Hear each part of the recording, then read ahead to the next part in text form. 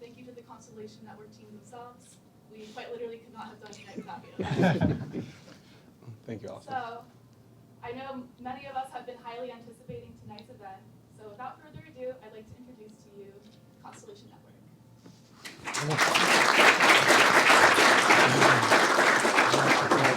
You hit mute on that thing back there. And then You want me to dive in? Or do you want to dive in? I was hoping that you all could just give a brief introduction just to start out. So I'm the atypical business development guy that has a hard time not running a meeting when nothing's going on. So I'll be like, hey, I'll go ahead and set the table here if nobody else is going to do that. So Benjamin Diggles, I'm the chief strategy officer as well as the co-founder. Strategy officer really means that I manage business development for the company when it comes to federal, enterprise, consortia, academia, and in general partnerships. So yeah, been with the company now going on 4 years with these lovely gentlemen. So that's who I am, and I really appreciate everybody making the time to be here. hello, everyone. I'm Altif Brown, co-founder of Constellation Network, and I lead our global community as its original architect, and also lead our team at the Stardust Collective, which is a decentralized governance arm that monitors and maintains the broader hypergraph ecosystem. Hello, everybody. My name is Mathias Goldmann, COO of Constellation Network, also one of the founders. My role is what we say operational excellence and everything crypto related, tokenomics, crypto finance, yeah, all that good stuff. I'm very pleased to be here and thank you for making this happen. Sweet. So just to give kind of everyone a background as well, you all, these questions were put together by the club. We targeted them to single individuals with research from our team. But as well, if there's a question that one of you wants to jump in and answer or add to, feel free. Some of them are to all of you, while some of them are to just an individual. And so maybe just to start out, maybe each of you could give us a little bit of background on how did you first get involved with blockchain and crypto, just the blockchain and crypto industry? Matthias, why don't you start? All right. Okay. My first involvement with crypto was with Bitcoin in 2011. I was looking for cross-border money solutions that don't eat your soul. And I found in some obscure forum, I found Bitcoin. And back in the day, everybody was talking about Bitcoin's a scam, it's a Ponzi, it's a Ponzi, it's a Ponzi. I read the white paper. It was very intriguing, and that's how I had my first exposure. I bought some Bitcoin back in the day. I was living in Germany, in Frankfurt, back in the day, and the way it worked is you had to wire some money to a random French bank account from Mt. Gox, and you would send them in a wallet address via email, and a week or 2 weeks later you would have Bitcoin in your wallet. Very interesting times. It sounded really scary. So I'm not as early as Matthias. My first exposure to crypto BTC was in about late 2013, early 2014, when it was around like $60 or so. But I really leaned in around 2017 with the first big hype in CryptoKitties and all those things like that. And then started researching, reading the white papers, and you kind of go through, down the rabbit hole and just you come out and you're like, well, the world is different now, so I can't go back. And that's kind of how I got in here and why I'm still in here. I wish my story was altruistic in nature or beautiful, but 2012 there was a Gawker article about buying drugs on the dark web, and the only way you could do it is using Bitcoin. My buddy called me, have you ever done a transaction on the dark web? And I was like, has anybody? And he was like, we're going to do it. We're going to see if this thing works, and we're going to try it. And to Matthias's point, it was a very weird situation where I'm taking money anonymously without telling them who I am, putting it into a bank account number and being like, all right, take a picture of it using a burner email address. I mean, it was a whole rigmarole, but it worked. And at the time, Bitcoin was $4. So bought a bunch of them. They were sitting in this dark web marketplace for my spending. So that's how I got in on it. Definitely, I think probably common for a lot of people. That little explanation there. I know myself kind of stumbled into the space because of fake IDs or something like that. But once you go into it, you find that it's a really cool space, and there's lots of exciting technology.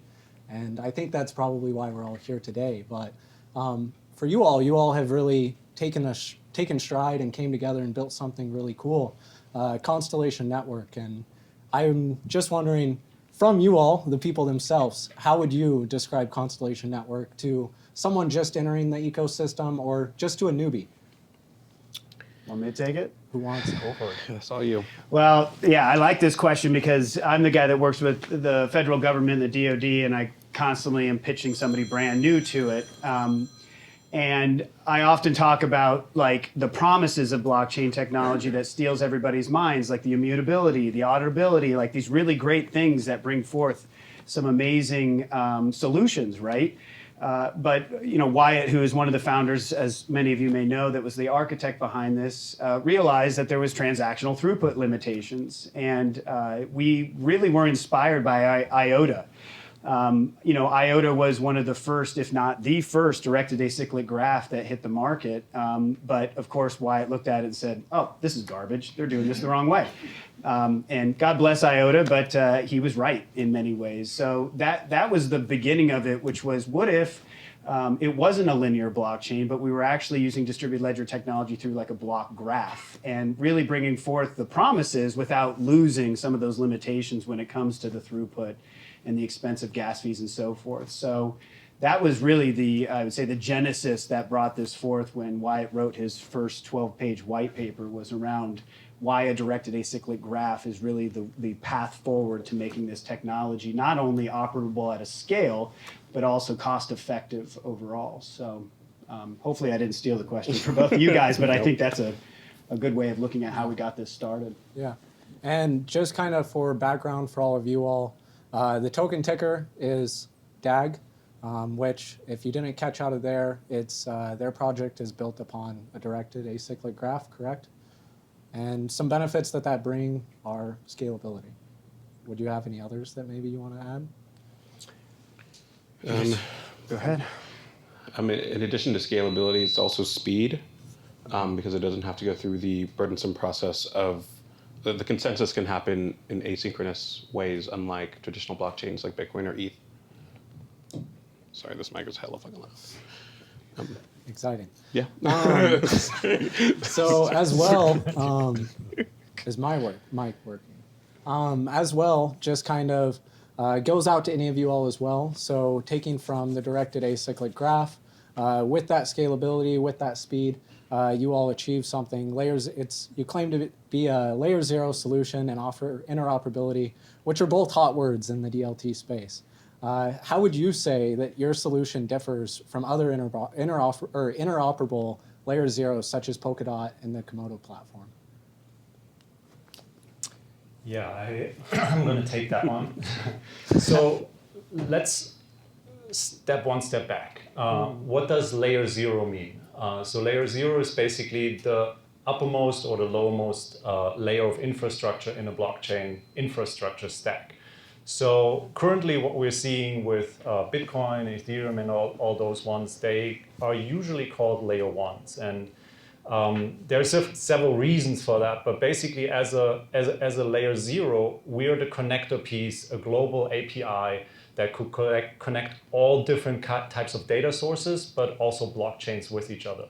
So that means a really functioning L0 is able to connect and take any data input, being it a layer 1 blockchain like Bitcoin or Ethereum, or even a layer 2 like Matic, Polygon, all those kinds of solutions, plug them in, run consensus over whatever they feed as an output, which is blocks and transactions, run our own consensus across that output, and that consensus on that level is then being merged and consensusized on the level 0 as a global network state. So we have basically 2 layers of consensus, which is what we call state channels on a subnet level, basically, where the data source feeds in. And then we have the global consensus where all the divergent and disparate data sources come together in a global consensus state. So it's a two-tier consensus mechanism. And what really distinguishes us from everybody else is that the consensus itself can be configured. So you have Bitcoin, Ethereum, that's a given consensus mechanism that runs as it runs. It's immutable in that sense. But in our architecture, if you run a subnet or a state channel, you say, well, I want temperature, altitude, humidity, and speed as validation criteria in my subnet. And so if certain parameters you define beforehand within that consensus are true, then you get a consensus result that's correct. And then the interesting thing is, well, and then you have another, a temperature sensor in some IoT network. And then on the other hand, on the global network, you have a finance data stream that validates price data. So through the layer 0, both types of data basically form a consensus, which is very unique, which allows us to really become a global layer 0 network where all types of applications like the DoD, big data use cases, finance, all that stuff everybody's talking about now becomes a real world use case. Mm-hmm. I think as well, in some of my own research, I think when looking into you all, an easy way to kind of think about it is in the phone network analogy, where you have an AT&T, a Sprint, all these operators that sit up above, but what actually connects those and allows them to talk between each other? And that's the benefit of a layer 0, is kind of bringing all these networks together and allowing communication to flow between them. And that's kind of each blockchain or whatever it may be has its own benefits. Each cell service has its own benefits. And so how do we connect those and bring them together? And yeah, awesome. I'm going to steal that one, buddy. Yeah, I don't know if this thing's even on, but I'm going to steal that one. And I think that I just to ground it a bit, because I know there's a lot of technology speak here, is the Uniswap, and people usually care about money. That's why most people get into this stuff. Is you want to swap one token for another token, you got this massive gas fee, or you have an exchange fee that is astronomical, to the point where it almost makes you wonder why people do it. And their gains are so big that they just do it anyway, right? And so we have Lattice Exchange, which was a state channel that we built on top of our network that allows for L0 token swaps. So you can take an Ethereum, swap it for a Bitcoin at 0 transaction fee. And so then the question becomes, well, then how the heck do you do that? Where does the validation layer come from for paying for it? That's where liquidity pools come in. That's where it's like, oh, so as long as somebody can fund the pool that allows the movement of it, they can then state what they want their transaction fee if they even want one. And that opens up, we're seeing that pent-up demand with Uniswap because there's so much activity there. But the barrier to entry is almost impossible because it's just not prime time when you're looking at those large transaction fees. So I just wanted to point towards the function and beauty of L0 and where it's headed. No, very, very awesome. And I think that that answer kind of leads into this next question that I have for Mathias. You kind of touched on Lattice Exchange, but I know you're deeply involved with the project. In your words, Mathias, what would you say? What is Lattice 0, or what is the Lattice Exchange, and why did you launch it? Yeah, I think Benjamin was already touching upon some points, right? I mean, our mission, and it has crystallized over the years, is basically we're now at the stage, we're building an ecosystem, right? We have that data-driven narrative that has, hooked a lot of people, a lot of minds in the early stages, but that was the vision that really propelled us to do stuff. But where are we getting in terms of actual usability, like Benjamin pointed it out? And well, there are a couple of examples of base layer infrastructures, but there are not that many ecosystems out there. So what are we building is really an ecosystem. And an ecosystem does not only consist of a native wallet. We have a cross-chain wallet, basically dual ERC20, and DAG native. Other native chains will be added there as a core piece. And then we integrate that wallet with Lattice Exchange, which is basically our native Uniswap-like platform. And we started out as an ERC20, but the goal is really to make it the Uniswap for cross-chain applications, which nobody really has tackled at that level yet. And we have multiple avenues of business within Lattice Exchange. One of them is the Lattice Launch Pad. So we have an accelerator program that's spearheaded by Benjamin Diggles right now. We have an incubation program where Ben Jorgensen and myself, we white glove incubate startups that want to do crypto entrepreneurship And the end point of an acceleration or incubation is usually a launch pad where you do a public round and then you list on a decentralized exchange or a centralized exchange. So the entire ecosystem workflow of going from 0 to 100 with a blockchainized, tokenized business idea can be done in our ecosystem. And that's really our mission. It's not, oh, it's nice to talk about technological vision and where is this going to go in 5 years. But what we're really doing on the ground is we're laying the bricks and the foundation for an ecosystem that every one of you can interact and use now and going forward according to our roadmap. So we want people to use this versus talking the big vision. Yeah. Do you have any input on like what projects have launched off the Launchpad so far? Or Yeah. any exciting? Oh, absolutely. We have okay. A little Do it. Bring it. No, okay, so we have some awesome entrepreneurs from Alchemy Exchange, ticker ADS, ADS. So they're going to redefine the entire way advertisement on the internet is being done with basically a liquidity pool approach to how advertising spent and how trading of ads on a decentralized network works. And because of the scalability of our network combined with like a liquidity pool approach, that's unique, that's novel in the industry. There were early approaches in 2017, 18. They all failed because Ethereum, we all know no throughput doesn't work for that industry. So they are really the first. They have very high tier relationships in the industries, advisors at CNN, blah, blah, blah, like the whole shebang. And we literally took them from being corporate slaves to blockchain entrepreneurs within 6 to 8 months. And they went out of the gate on Lattice Exchange with 15 to 20x performance on the token. They held steady at 5x and they got their first centralized exchange listing on Monday. So tremendous success in terms of metrics on the Lattice Launch Pad. They were the first we launched on the Launch Pad.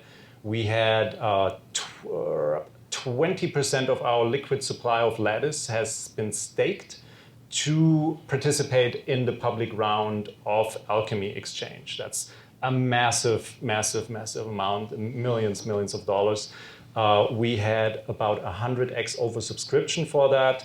About $100 million allocated. $10 million allocated for a $150,000 allocation. That's the level of success we're talking here, and we were blown away. I mean, we did not expect that. Yeah. Yeah. Also, real quick, can I just jump in? I'm not going to use the microphone right now because. Gotcha. You are. Yeah, because that was going to be problems.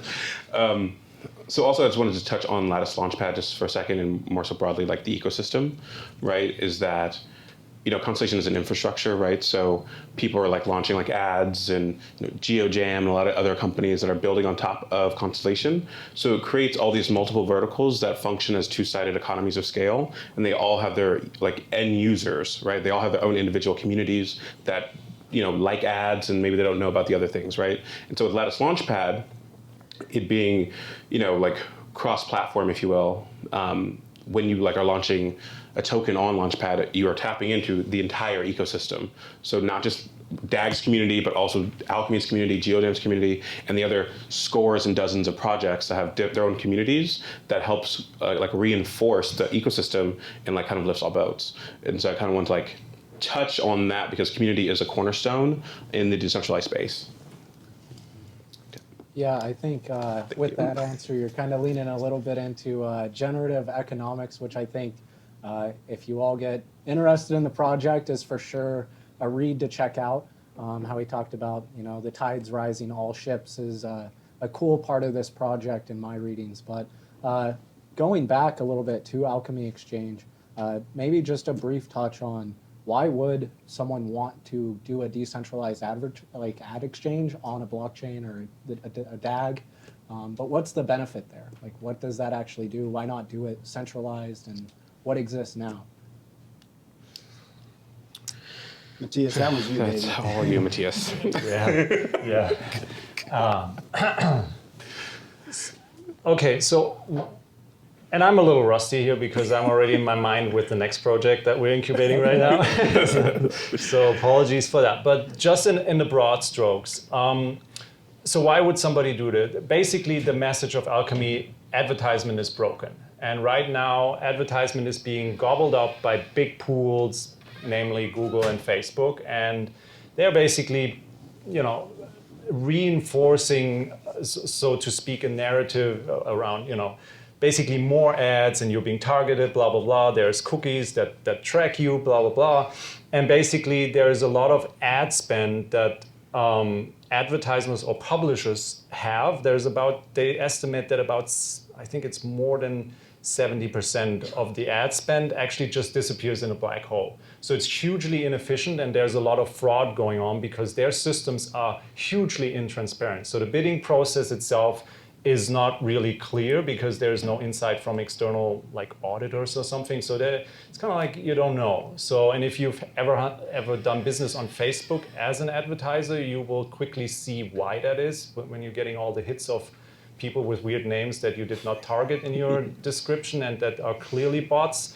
You're kind of knowing where I'm getting here with this. So basically it's broken and it has produced some of the societal frameworks and results we're seeing now playing out in the world with all the disparagement and the bipolarity, but that's a whole other topic. But basically the message is it's broken and putting it on a blockchain makes it audible and transparent. And Alchemy came up with a real cool idea around liquidity pools and I can't go into the details right now, but basically their tagline is something for nothing. So they can actually pay, they are scooping up low-priced ads, and they're able to pay publishers to not show the ad, which is a flip on the entire business model. And that's possible because they incentivize, a liquidity pool by the community through token holders, la-di-la-di-la, high-frequency trading on top of that pool. And I would need to go into the entire token model right now, but that's the broad strokes, and it literally flips the entire economy of how you do business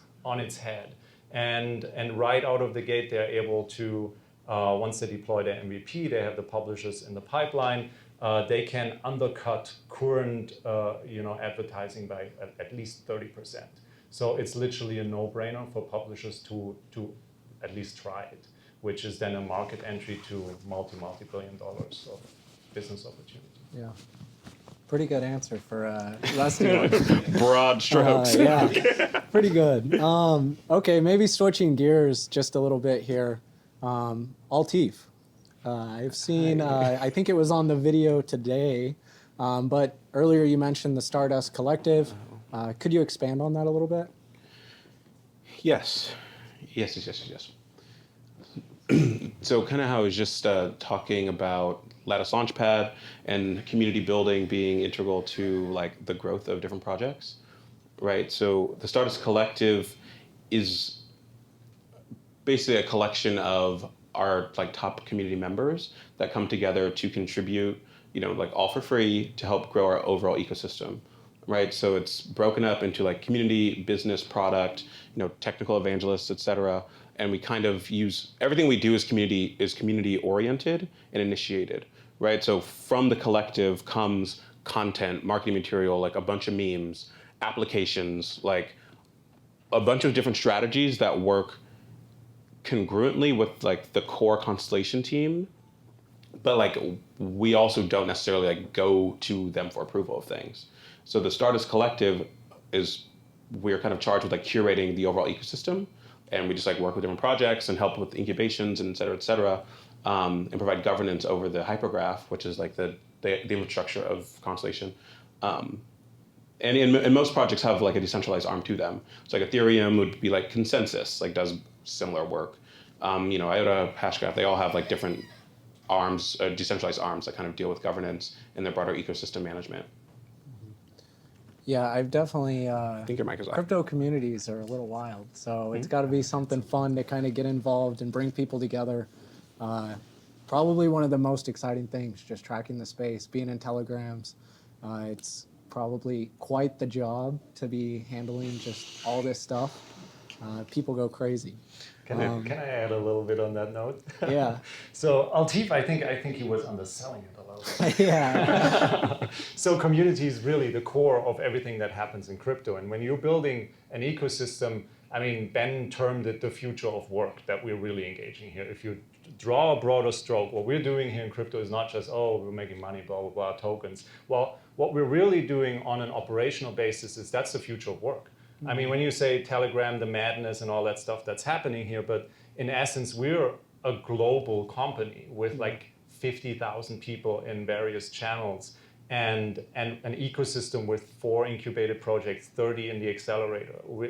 I mean, the growth levels is enormous. So it's literally like, imagine it like a network, like there's this biologist that's writing about trees, so where all the trees give nutrients to the young saplings to kind of like nurture them and make them grow. And that's actually what the Stardust Collective is. So we have all these trees that are growing in our ecosystem, but the community, the Stardust Collective, those guys are the nutrients that go back and forth between these projects. There's a fluid exchange between talent and knowledge. So it's not just, oh yeah, okay, we do another token and whatever. No, it's like a concerted effort where resources flowing into that direction, like in a tremendous like way, and that entire team and that entire effort is being funneled into that, and they build and nurture that until that team can carry on operationally on their own feet. So that kick-starting effect, and then we're able, once they're in a good spot like Alchemy now, they can take on now, and then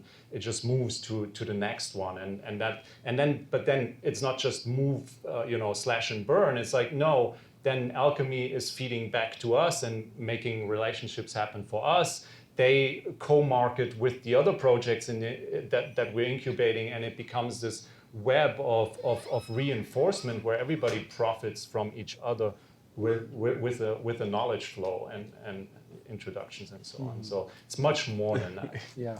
Yeah, I just want to state that this should not be overlooked and is one of the most important pieces, this feedback loop of this new community phenomenon. It's instrumental to what we're doing. Like, we would not, like, it is the lifeblood. And so when we see a project, they're like, oh, we have the best tech in the world. We have all these PhDs that built this, but they don't have a community play. We're like, they're dead in the water. They're dead in the water. Like, it doesn't matter all the money in the world. And I have people all the time approach me, hey, I want a job, here's my resume. It's like, that's not how this works. This is an entrepreneur world where you come out and you show what you've done and you get involved, and before you know it, we're begging you to work with us, right? And that's what we've seen with a lot of these folks. So I just want to state that because we have a lot of college students here that are like looking like, how do I make money? How do I get plugged into projects? And this is the lifeblood of getting involved in these things. So I just want to state that. Mm-hmm.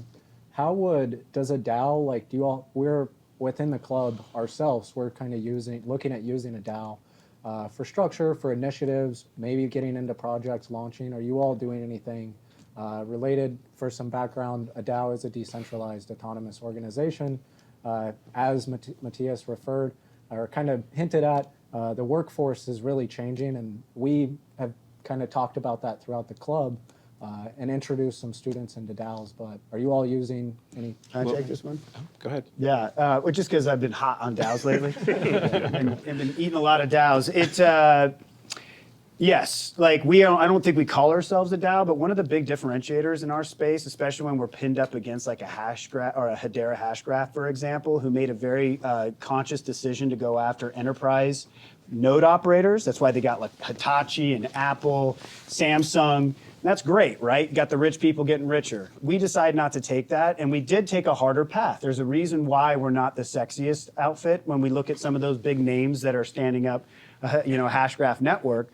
We went with a community-owned network, which is it's a tough thing. Everybody thinks that DAOs are going to solve everything, but it's a trade-off, right? Like, you have to get along is the first one, and that's almost impossible when you have competing opinions. You've heard of design by committee. That's kind of dead on arrival in most cases. But I do think that we are generating a mind shift that is going to pave the way for that discipline, where the DAO strategies are going to be kind of the first order of business versus this traditional hierarchy that we've dealt with.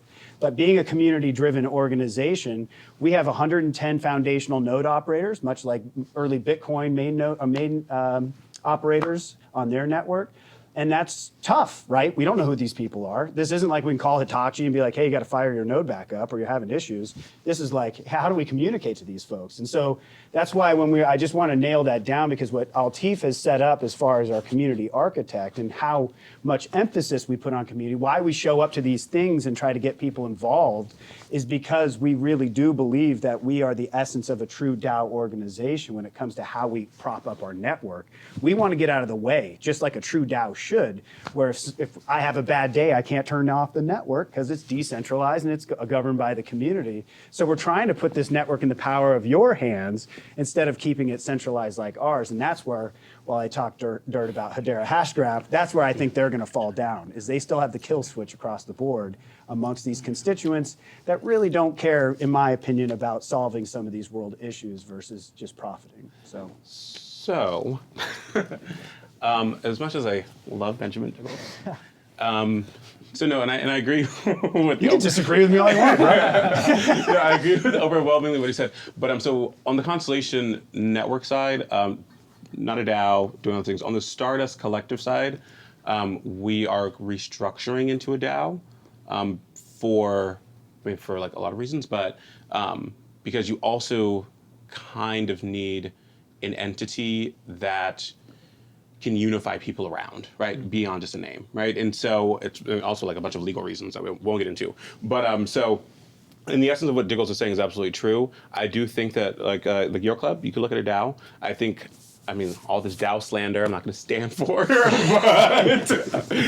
but there is, and this is like kind of how blockchain ecosystems kind of work, where it's like, he thinks it shouldn't be a DAO, and then I'm like, actually, like, we're going to be a DAO. And then we just it works itself out by consensus, and then next year we might have a DAO, we might not. But DAOs are super important, I think, for like truly decentralized things. Because like the node operators still need to be governed by somebody. Otherwise, it's not too decentralized. I don't want to say that, but like there are a lot of legal ramifications for DAOs. Why it makes more sense when you have people all around the world dealing with a lot of different like tax laws and blah blah. But I'm not gonna marry you in the minutia. Maybe Matthias also likes DAOs though. Okay. And I would be remiss if I didn't look directly at him to chime in. You want me to go on that? Or? Yeah, go ahead. Why not? Only if you want, buddy. Well, so the DAO is a very, very interesting concept. I mean, because like you both pointed out, in a global community, in a global workplace, it is really the only manifestation of an organizational structure that is now being able to incorporate it that actually works. And I would assume that sooner or later, most of these blockchain-based companies will have some form of DAO in some way, shape, or form, because it's just a logical extension of how the industry works, how the technology works. So if you can form an organization and the management of an organization in terms of share allocations, in terms of money that flows on a global ledger, well, then actually local jurisdictions and laws become a hindrance, not an advantage. Mm-hmm. And yes, there will be people that say, we really, blah, blah, blah. But, well, think that 10, 20, 30 years into the future, I mean, this is like, if you want to do things efficiently, this is what you would go for and choose. Now, okay, we have the real world that's tremendously lagging in kind of like adoption and to solidify some of the minutiae, right? Because there is a lot of tax questions and legal questions. And to give you a different perspective, one of the biggest DAOs that actually tremendously failed was the Slockit DAO out of Berlin. They were one of the first big DAOs on the Ethereum network, and they blew up like no tomorrow. They were the reason why Ethereum forked into Ethereum Classic and Ethereum that we have nowadays, because the DAO, they had some insecurity in their smart contract. Somebody found a loop that was recursive, and they were basically able to draw the entire DAO funds, was like $200 million. They drew it empty within like hours. And I was literally in their Slack channel when that happened. And it was like unreal to witness that. So that's an example of when that stuff doesn't work, and now you have all of a sudden decentralized somewhere in some ledger $200 million that are lost. And now everybody, which is an interesting motion that you see in the industry a lot, to paint a bigger picture here, is like, oh, now everybody's praying for Papa Regulator, right? so they're like, oh, please, my money. Do something. You know, it's like all the rebels, pirates, let's go, my money, no taxes. But then, Where's the SEC? Let's do a fork on an entire global network to get my money back, right? And so that is kind of like one of these bipolarities where it's like, okay, what are we doing here, right? So there's big questions around that. So it's not like, oh, let's be the rebels here. It's like, okay, we're moving in very new territory, and there's always pros and cons to these things.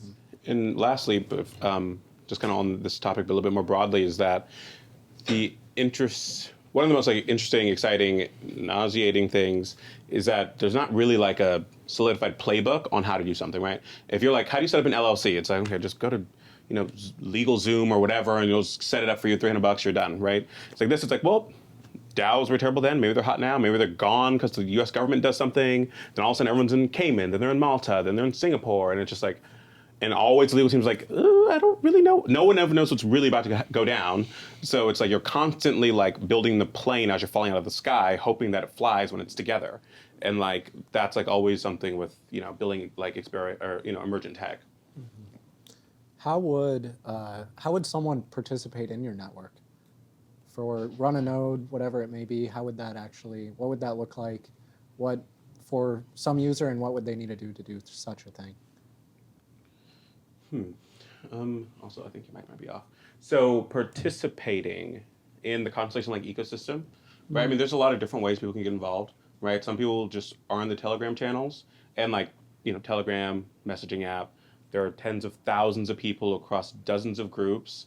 I'm this like weird overseer of all of them. So it's like 4 o'clock in the morning. It's like Mr. Digital's like, I'll see you I'm like, because I'm in the Turkish channel. I'm translating all the stuff they're talking about. And he's like, why? So some people are just like in the Telegram channel. That's where I always tell them to get like kind of started. Running a node is really like complicated. If you are buying a bunch of DAG, like we have staking programs coming out. If you want to like contribute code as a developer, or maybe like marketing or those things, that's more of like a start as collective kind of effort. You know what I mean? But like there's always enough space and room for people that want to contribute something and get involved, right? It depends on like to what level and in what direction. Yeah, and I would say the thing that the community is most excited, everybody's gaga about, is staking a node. I mean, that's the big one. Is right now we're on mainnet 1.0, so we do have a public ledger that is cryptographically validating transactions of our own cryptocurrency, DAG, right? And that's essentially our MVP, showing, all right, this thing stands up, it hums, it can scale. And so that's where that 110 node validators come from. And so our plan here, which we're working on, is opening that up so anybody that has 250,000 DAG can stake their own node and start to validate on our network from a public perspective. And that's the thing that's gotten our community super excited, because that's pretty cool, right? Like that's a very cool entry point. And of course, the earlier you get in, the more rewards you get over time. But once you're a node validator, this kind of gets a little tangential.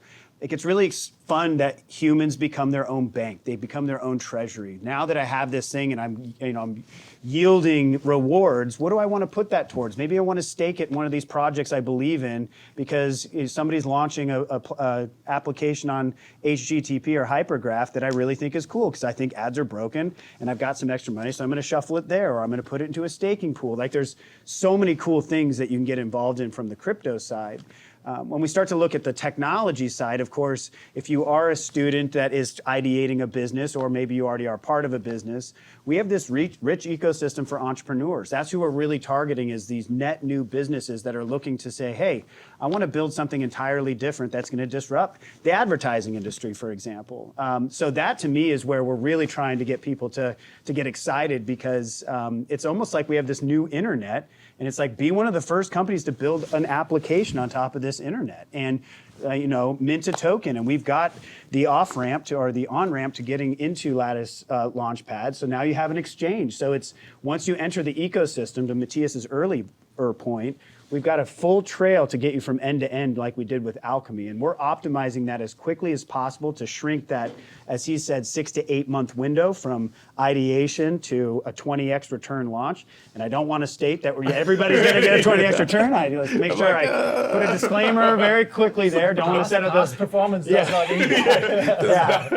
I don't want to say that, but at least we provide the rails to allow somebody to do those sorts of things. And where I'm aiming towards is to get sandboxes in the hands of universities to start testing out cool stuff. Maybe you want to do your own campus token. You know, I wrote a white paper for Portland State University called Viking Coin for a smart campus token that they can start to use as a sandbox to get their hands dirty, to start testing this stuff out, to build the confidence of maybe entering the market of being like, hey, I'm going to revolutionize 3D printing. I think that we need to cryptographically secure printing files to ensure people can't make guns when they're not supposed to, those sorts of things. And so that to me is the part I'm really excited about. I think there's some fun stuff on the crypto side, but net new business is what we're really trying to push. Mm-hmm. What types of things, like what are maybe three exciting things that could be validated, let's say? What's something that would benefit from this? Well, we're working with a company that's focusing on validating DNA data. It's the third largest DNA testing company in the nation. They compete with 23andMe and Ancestry.com. And what we've found out through this relationship of these smart folks is that when you swab your mouth and you pay $100 to find out that you're from Norway, they don't make any money off that, and they sell it on the back end for $30,000 to all of these companies, because we're in this era of the great data leak, is what I call it, where we don't have the GDPR stuff in full effect for big lobbying reasons, because there's so much money and we're all the fools giving it away. So what if you are a single mom that has 3 kids, you can't afford your rent? Now you can swab your mouth and you can be a part of a data exchange where you're making $1,400 a month and help paying your rent, and you have full attribution. You can claw back. You get notifications of new pools that you can add your DNA data to. And these are the types of, that's why we talk about the datapreneur. And this gets a little esoteric where it's, people want sovereignty. Oh, I don't, like Mathias said, like you're all fun and games until you want the regulators to come and get your money back. You know, I forgot my password. I can't get into my wallet. It's like, sorry. And we're starting to see that same bifurcation with data. It's like people don't even really know the power of data, but then like put it in their hands and show them the value. Are people really in a position to be able to manage that? So that's one of the companies that I think are one of the ideas or applications to kind of paint the picture of data. But what we're seeing as far as the solutions we're attracting is everything's moving towards an exchange, a data exchange or a marketplace. If you remove that middleman, now you have this ability to flow data from that single mom that swabbed her mouth directly to Nestle, who's using it for CPG like testing reasons to make better products.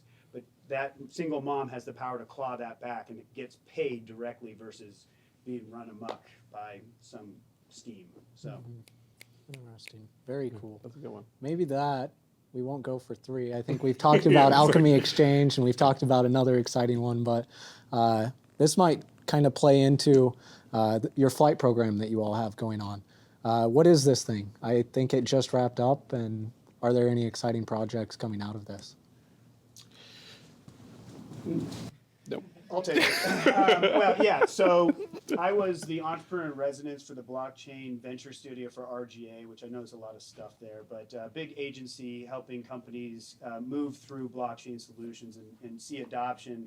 And that gave me the gumption and excitement along with the team here to put up this flight program, which is really an accelerator.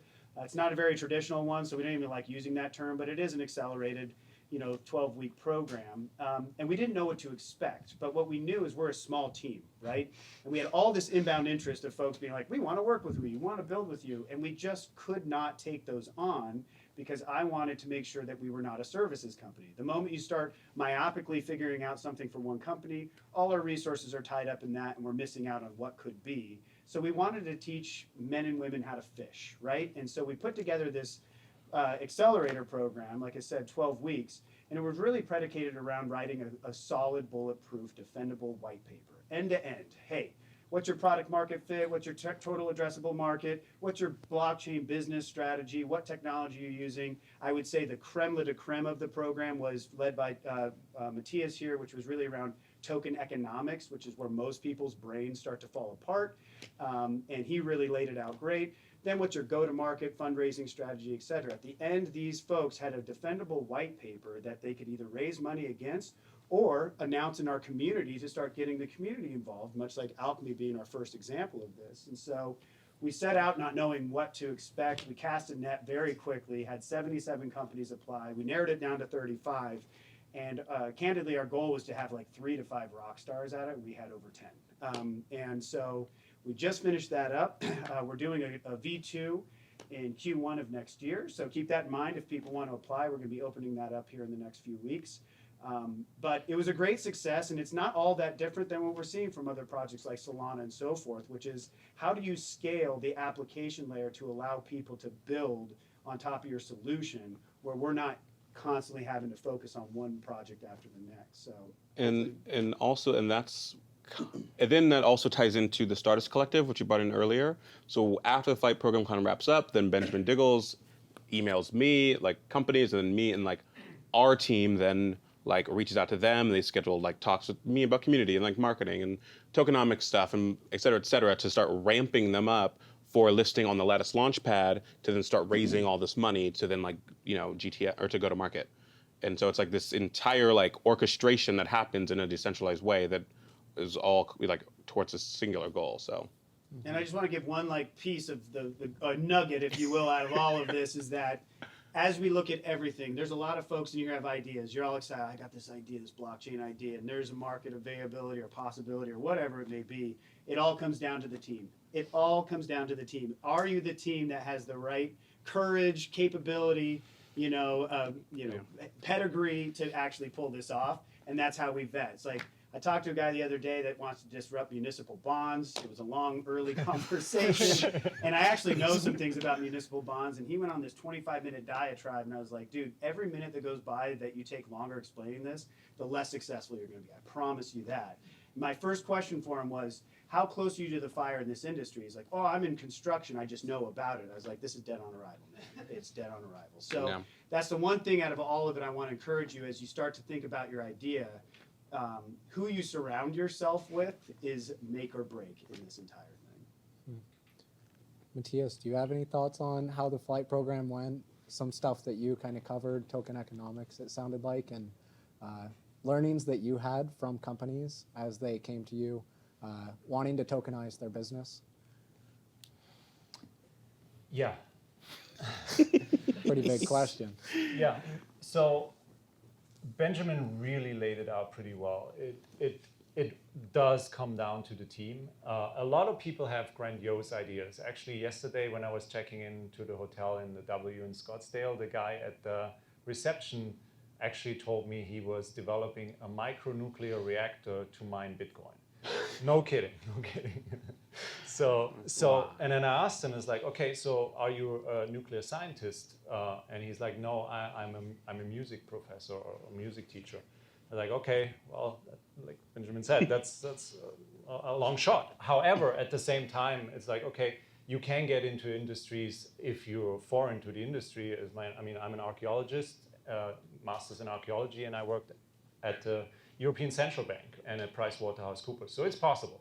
So, but it comes down, whatever you do, whatever your background is, you have to have the mental elasticity and flexibility to break into that area very fast. And it's a very specific style of thinking that you need to be able to employ in order to be successful. So you need to be able to recognize patterns, copy them very fast, implement them on an executional level. It's not enough to just have an idea. Everybody has great ideas. I can come up with 20 every day. But it's really the executional level to make that a reality. And you have to have people around you that can tag team with you, because I have weaknesses, Altif and Benjamin has weaknesses, but we all have our strengths, and we play to each other's strengths to the degree that we've become a SWAT team and we can trust each other blindly. And that makes the difference. Yeah, the microphone's trash. Also, I was going to say, kind of riffing off that a little bit, is building in blockchain, and we're just like, I'm assuming that y'all want to do that. So is that you're building in the open, right? And like, it's super important. And so like what that means is like, usually like everything's very like open and transparent, right? So one of our guys on our team, Michael, always says that it's like building a crypto company or a blockchain company. It's like building a regular tech company, but in reverse, right? And so like usually a tech company, you build a product, then you get a community of users, and then you like raise money against it, right? While in crypto, it's like, no, you kind of like, then you end up going public. But with crypto, you kind of like start going public, raise money, get your community, build your product, and then like launch it, right? And so it's like building in reverse. And so when you're building on the open, there's a lot of pressure, especially it's not just like, oh, we're building a tech company and that's whatever. You're in the middle of the financial markets, right? And so like if Bitcoin is like bullying, then everyone's like, oh my God, we love your project. The team is amazing. Let it go down 10% in one day. And I remember one time, like it was kind of earlier. So in Telegram, the app Telegram, you can like call people, right? Telegram calling, like, Facebook and everything else. I remember like I was asleep when, I used to do that. And and something happened with like the price of like the whole market, which was like going down for whatever stupid reason it was going down. And I woke up at like 4 o'clock in the morning and I had like 8,000 missed Telegram calls because people were like, what's going on with the price of it? I'm like, I have no idea what's going on with anything. I don't work in, whatever, like at the Bitcoin place. You know what I mean? Like, I don't know. But it's like everyone can call you and reach you, and you have to deal with the psychologies of people from around the world all at once, all having a direct communication to you. I mean, even if it's just Telegram, you can still like block people, whatever. But it's like you're dealing with this public sentiment of the financial markets and building a tech company. And so you're trying to not be affected if all of a sudden your token price goes down, and if you lose $100 million of your market cap overnight, it's like you wake up feeling shitty. You know what I mean? But it's like you got to still kind of do it. And if I'm down and Ben's like cheering me up, or you have to have the team around you. Otherwise, people will just like fall away, and we can list the companies that just fall away when things kind of get rough, right?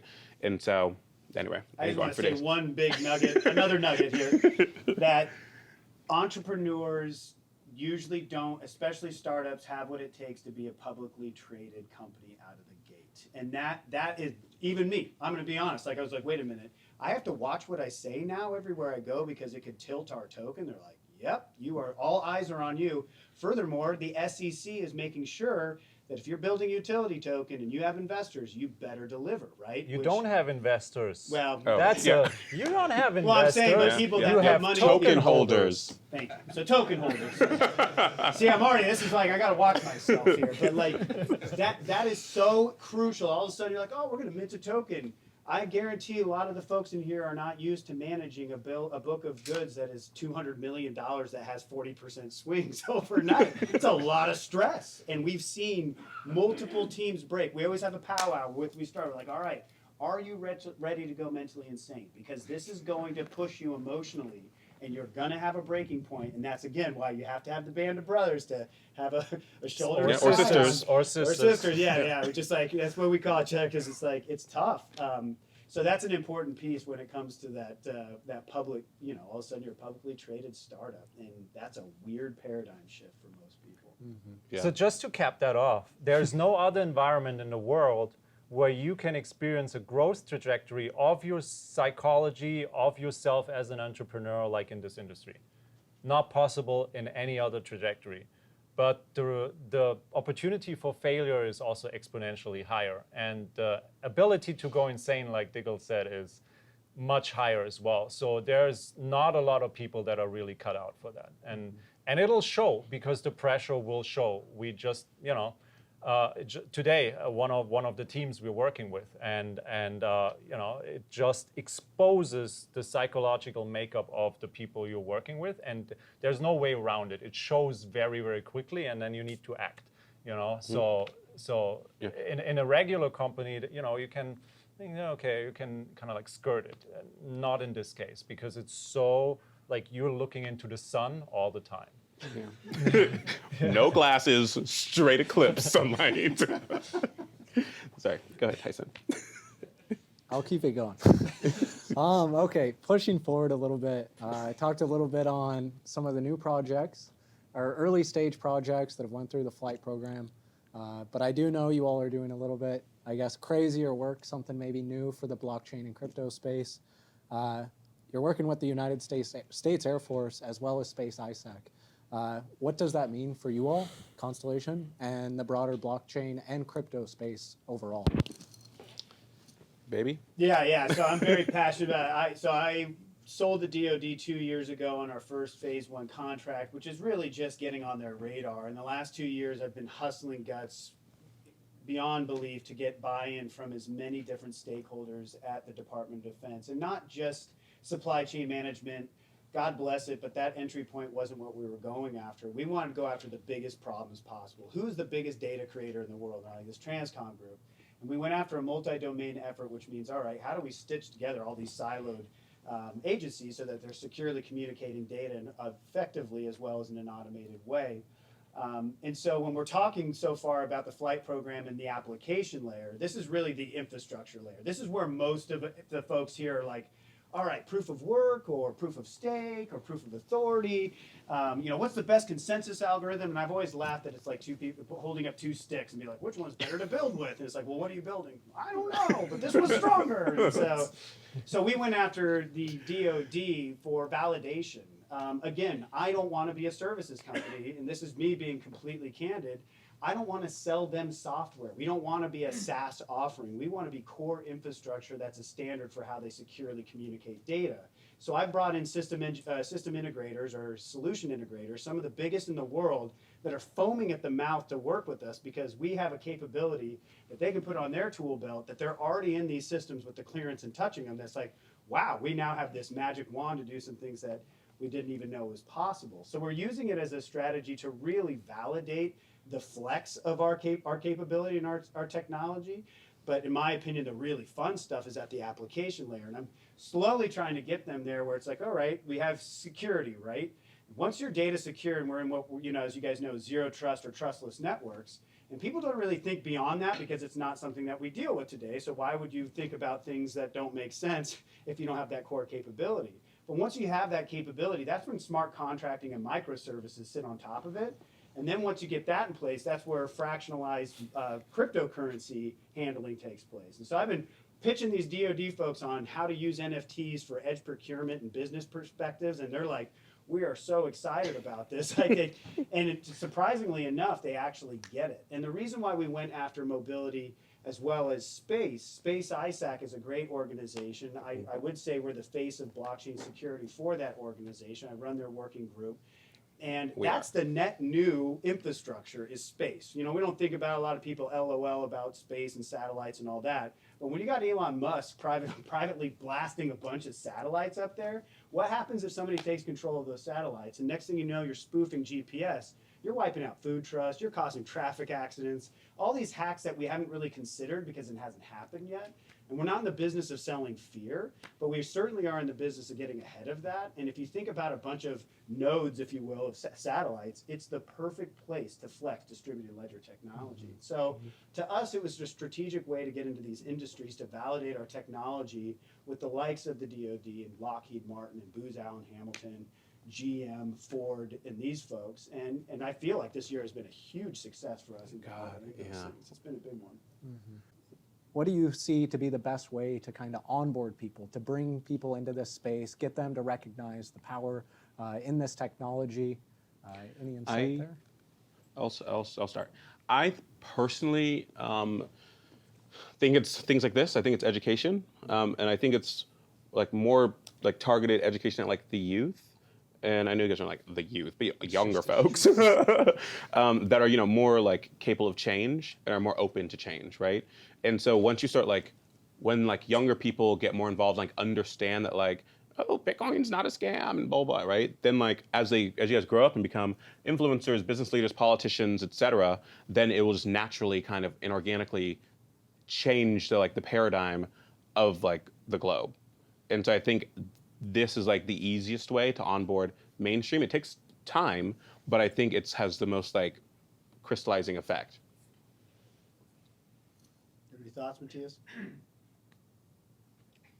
No? Oh, all right. Well. Hey, I liked it. I liked the answer. So general population, another kind of real world business that I know you all recently just acquired, Door Technologies.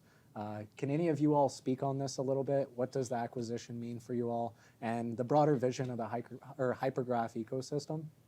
Yeah, I can take that. So I want to paint a bigger frame. So I don't know if many of you have witnessed FTX acquiring a couple of companies lately. So there's been a movement in the industry where big players basically start to acquire companies. And we're literally right in the vein of it. We're a small fish compared to FTX in that sense, but we're really at the forefront of how we're thinking about our business strategy. Like Altif said before, is like we're really paving our own way at every single turn because we are not following a template. We need to discover the path while we work it, and it always changes. So door technology for us was an opportunity to really expand the vision of the hypergraph in a twofold way. Door Technologies is a venture-backed startup, $15 million they raised. I don't want to get into the valuation and all that right now, but basically we acquired them. And they have a foot traffic sensor where they measure foot traffic in retail stores with a radar and thermal device, proprietarily developed. The CEO is an Apple hardware engineer. And so they have all these devices. And now what can you do with a network with 2,000 customers or 2,000 retail locations across the United States, Canada, Latin America, and some in Europe? What can you do with already devices that are hooked up to the cloud?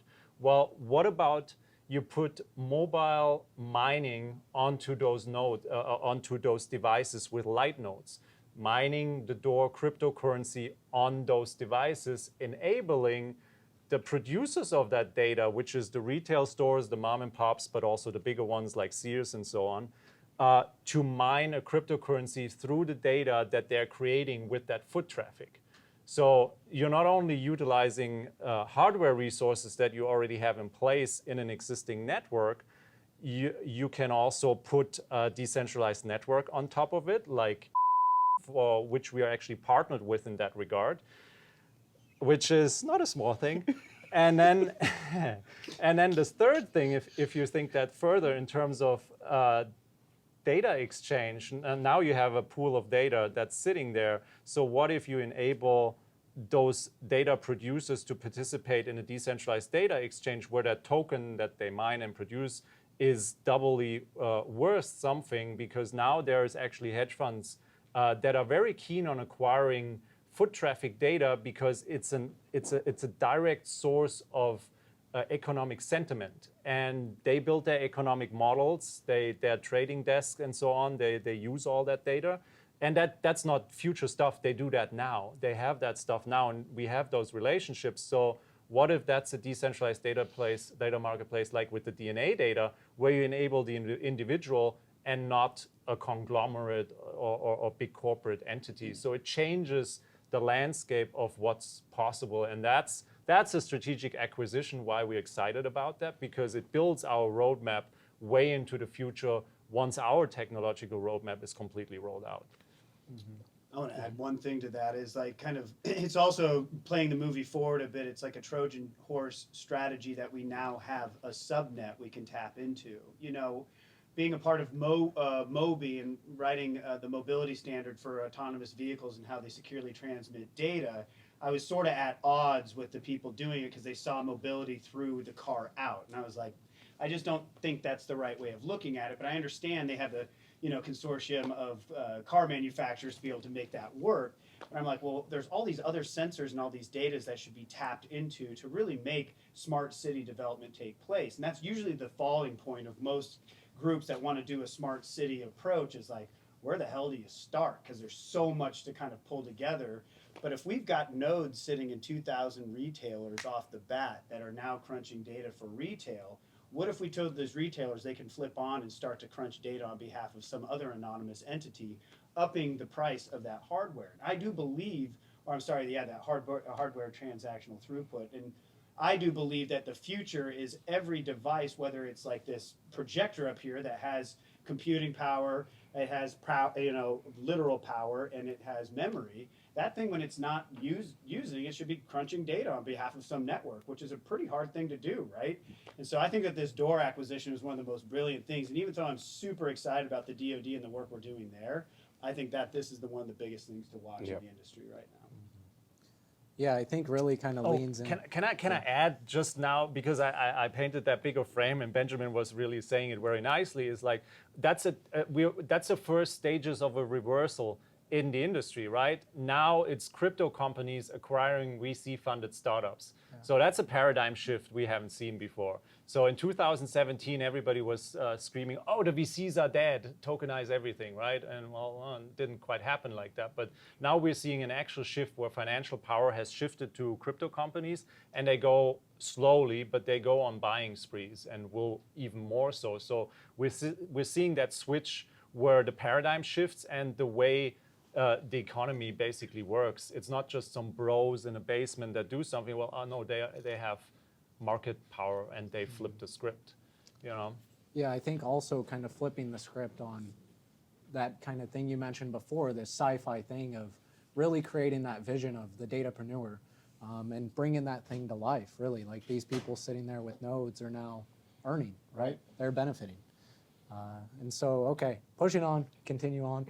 But Mathias, kind of chatting with you, knowing that you have been around the blockchain space since 2011, since, as you mentioned, know that you can't give any financial advice here, but as Bitcoin targets or surpasses all-time highs, how much longer do you think this bull market will last?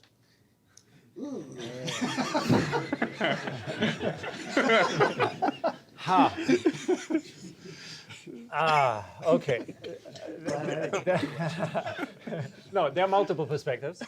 So personally, so Bitcoin is still king. No matter what you say or think, Bitcoin's still the king. It's the gold standard in terms of who determines price. Ethereum's close, but you know it's kind of like a flip-flop motion. Ethereum has a lag response in terms of performance. Bitcoin usually leads that performance trajectory. It's tightly controlled, and people forget that with market sentiment. Bitcoin is controlled by its tokenomic model, which is based on the halvening and the way hash rate difficulty creates a floating equilibrium basically between hash rate and the financial incentivization, which equals price. So that is the underlying metrics of how the network works, and in that sense, it's a true metric. In that sense, it's not just it's contrived that it's been invented, but it's a true metric that's tied to something, which is the hash power. And that is the underlying factor, and the way its incentivization works causes these upruns in cycles and so on, and usually. So what we've been seeing lately is that the cycles get slightly longer with each major uprun. And there are people now that on Twitter, you might have seen it, that say, well, maybe this market just keeps going up and we won't even see a bear market. So my personal position on that is I don't think so, because I've seen all the cycles so far. And if you're emotional, you just forget that there is an underlying factor, and that incentivization has worked every single time, because there's big people, holders that want to make money, blah blah blah, and it creates that ascending cyclicality. And also just imagine all the hedge funds, all the big guys, they went in majorly at around 40K, which is their entry price point. The movement we're seeing is not a retail driven, because most retailers are priced out at this point. Stacking sats, keyword, Joe Rogan, blah, blah, blah. But so these guys want to see return, and they're not going to be happy with 20% or 50%. So I do think, since also it becomes a self-fulfilling narrative, there are market makers, there are heavy pockets in the books. And I think we're going to see that next expansion, but we'll also see the next trough. And judging from the last bear market, that's going to be a bloody one. It's going to be brutal. And it's also going to cause a massive contraction, in my opinion, on the NFTs and all the altcoins, similar to what we've seen in 2018. People don't have that on their radar if they haven't experienced it yet or haven't been in it. I do think the cyclical nature will remain, and a lot of people will be surprised. Maybe I'm wrong. I'm happy if it just keeps going up.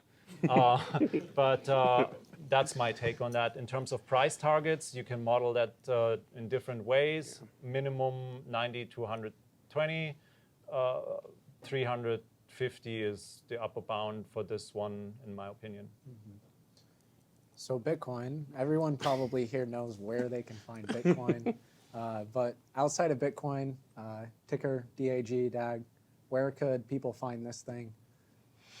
Yeah, so as a native chain, we are on KuCoin, LCX, Liechtenstein Exchange, Liquid, which is a Japanese exchange, and we're obviously, talking to a bunch of others right now, so it'll be available more. But you all do your due diligence. We're not advertising financial products here. So, Nice. Yeah. All right. Well, moving away maybe from the finance side of stuff a little bit, Mr. Diggles over here. I know you kind of spoke on earlier, and I know you're not someone who has been in the blockchain and crypto space for too long. You started out in corporate America, I believe, have some background at Oracle. Correct me if I'm wrong. How was this transition for you? Was it easy? Was it hard? Any advice there? Yeah, so I've been in tech for over 20 years now. I was at Oracle prior to joining Constellation, and I started getting into a team product called Adaptive Intelligence, was like a precursor to some of this stuff. And it was funny, I was sitting with Jorgensen eating a burger someplace, and he's like, dude, you need to get into blockchain. And I was like, I don't want to be one of those San Francisco people that's a star of their own movie, because that's what I just thought it was. Like, so I just was kind of against it. And these guys, I think it was Altif that sat me down. It's like, it's taking the red pill, and I know that's not profound from the Matrix, but once you take the red pill, you can't see the world any other way. And what he meant by that is distributed decentralization, right? And it was true. And honest hand to God, there's some days I wish I never discovered blockchain. It's like Neo wanting to be plugged right back in. But once you see it that way, it's like, it's this fever, like, wow, I'm starting to see that, wow, all these things could be connected and could be validating and part of these really cool subnets. Not only that, the amount of porous value, it's like I feel like I see this mirage of all this value, and I keep coming back and be like, I swear, there's this thing over here that has all these entry points to unlock value that's sitting right in front of us, but we've just bent the knee to these centralized authorities for so long. And so the reason why I got so excited about Constellation is because it really tied into my personal ethos, which is trying to lift up humanity, trying to help people to free themselves, to be the captain of their own ship, or whatever cliche you want to say. And so the transition was really hard, and if it wasn't for like some of my close mentors and friends, I think it would have broken me, because I had to unlearn everything I was doing at Oracle, which was consolidation, hierarchy. I mean, all these things that we've learned about, like, I know there's people in here that said, I'm gonna go ahead and start a business and it's gonna get acquired by Facebook, because we all look at these behemoth ships that continue to get bigger and bigger, and that's become the way we think of the world, versus I've always had a background in partnerships, which this is where I lost my cool with the DoD last week, which I rarely do, but I said to him, I was like, man, I'm realizing how hard it is to orchestrate multi-domain efforts in such a siloed mentality organization. And they were like, you're right, because here I am going to one person saying, I'm gonna make your life 10% better, and your life 10% better, and your life 10% better. And they're like, I'm not getting out of bed for 10%. But they don't see that if you stitch these together, it leapfrogs them like 10 years ahead of the game, because we are in a siloed culture. This university is siloed. Everything we do is siloed.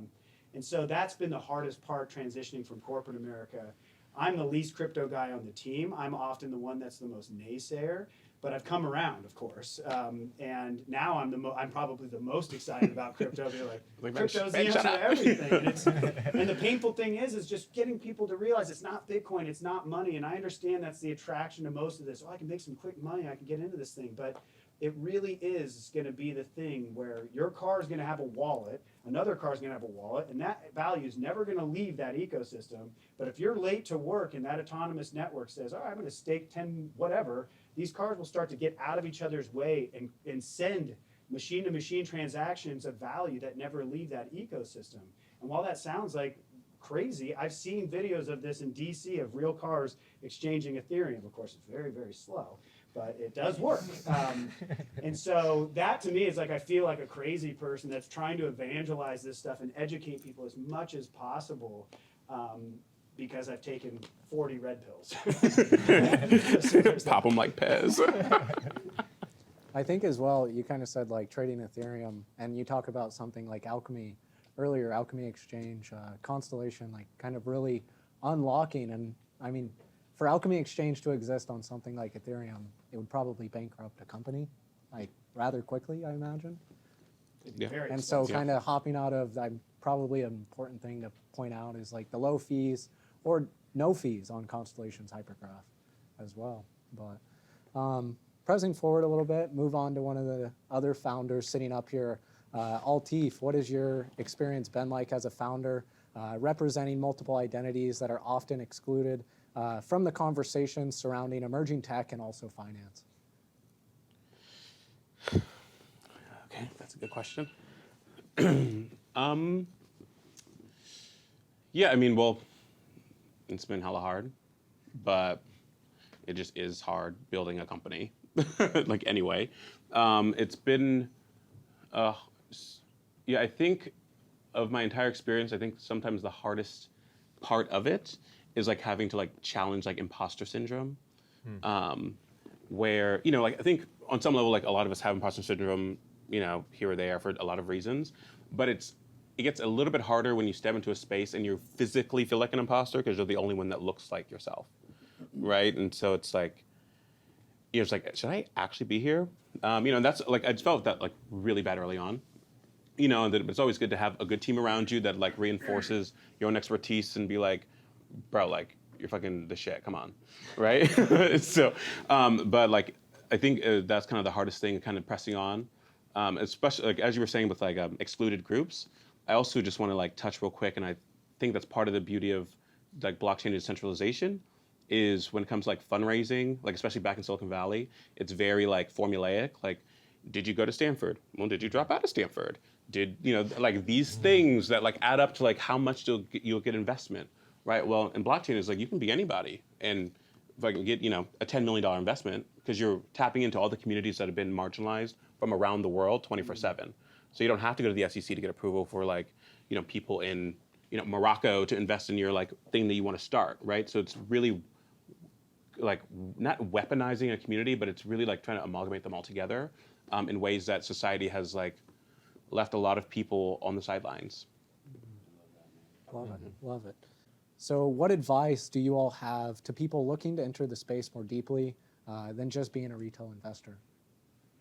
I'll be brief on my answer is inspiration over opportunistic. If you know, a lot of people pitch me kind of being the gatekeeper for projects that come in or want to work with us or sell us or partner or whatever it is. And I can sniff out in a second those that are like, you know, I'm going to do this because I know there's money there. You know, there is no lack of those people in this world, and I'm always just step to the side. It's those folks that show up that are like, I don't care if you're going to help me do this. I'm going to do this with or without you. Those are the folks, right? And so this is a little bit more like third grade guidance counselor stuff, is you got to have that courage. You got to have that, you know what, I'm going to do this no matter what. We've had moments where we've had to pivot harshly, like harshly. Like, so do you have the perseverance to get past those moments where even your family's like, hey, I don't know if this is a good idea, right? And just being like, no, I got this. And so that to me is what's separating the you know, I guess the men from the mice in this scenario is like everybody loves Steve Jobs. Oh, he changed the world. Everybody loves what Bill Gates, what these big tech people did in the late 90s, early internet. We're at that new convergence right now where you have a shot. You have a shot to be Steve Jobs. Not in the old paradigm, not building on top of what Steve Jobs did, but a fresh slate, just like Mathias did here. He decided to dump his stuff and start completely fresh, including me. I dumped my entire career with Oracle and all the stuff that I was really good at to something I knew nothing about, and I had imposter syndrome for 2 years. I was like, should I even be here? So that to me is the gumption. Do you have the guts to be able to push forward in this? And if you're just sitting there saying, I want to make money, don't call me. That's all I ask. So that's my advice. Yeah, I would say people that just want to enter the space, probably in any direction, is to get really comfortable with like adversity, right? Because I'm like, if it's just to be like an investor, and even if you just want to make money, okay. Like when the market swings 30% on a daily, like that's gonna rack you. You know, like your friends you're gonna get them into all these coins that are then all of a sudden gonna explode and maybe they'll make a lot of money, or maybe they'll lose everything, and then I'll be looking at you, right? If you're trying to make tech and then maybe the tech doesn't work, or maybe the U.S. government's like, you're not allowed to use that tech anymore. You know, you have to be comfortable with like you said earlier, pivoting sometimes even harshly, and just getting familiar with like adversity and ambiguity, because that's all this space is, and also prosperity too. Somewhere in there. Yeah, we're gonna find it. Mathias? Yeah, I would tie into what Altif said is like self-discovery and growth, right? I mean, it's a growth opportunity. It's something exciting, new. If you're into growth of yourself, and I don't mean necessarily monetarily, even if you're just in for the money, I mean, you'll be lucky a couple of times, but you're losing a lot, and you'll ultimately go into a trajectory where it's like, okay, there will be kind of like a trough in where you're desperate and whatever, but that's where learning happens and where the growth happens. It happens in the difficult moments. It happens in the adversity. It's a kind of like a gym of life type of situation. And if you're open for that, if you hold growth as a metric for yourself, that's, I think, an industry you can excel in. There are others as well, but that's a good one. Mm-hmm. And it's fast, right? So it's really fast. So I'm not talking about a life's journey. I mean, I'm here now in the States for 4.5 years. That's already kind of long in crypto terms. I mean, we're talking fast for us, like 2 weeks in crypto is like 2 years in the normal world. So it's really, really fast. Yeah, it's like tech, like just regular tech moves twice the speed as like corporate in America, and then crypto is 3x tech. So like, it just, like these gray hairs, they didn't come from nothing. You know what I mean? Yeah, because it's global. Like there's things happening right now that I don't even like, who is this person doing this thing and what's going on? And I find out about it. It's just there's so much going on around everything. Yeah. Everything. 24 hours, 7 days a week. It's not the stock market, that's for sure. Okay, cool. Well, for just kind of talked about kind of how you all have got in the space, how you might recommend students get into that or someone interested in the space, but what about getting involved with you all? Are you all hiring? Is there any way that students here could contact you, get involved with something like the flight program, or what's the best method there? Yeah, I'll keep it brief as that, certainly you guys will know my information. I'm a very friendly guy. I love to take phone calls, probably to a fault. So more than happy to coach or talk to anybody that's interested. But I'm going to tell you what I'm going to tell you right now, which is you just got to dive in and find something you're interested in and start contributing. And it doesn't even have to be Constellation. It could be any project that you're excited about. Like there is so much activity out there for people to get involved with. It's endless. You just have to have the ability to find it. Yeah, you need to swallow the red pill. Let's start there. Yeah. I need you blowing up my Twitter DMs about how the Treasury is broken, how the Fed is a lie, and how crypto's going to solve all these problems. It's like, okay, that person might be ready. Yes. Yeah, and then emails are on the websites and stuff. So, cool. Yeah. Yeah. Nice. Cool. Is that a wrap?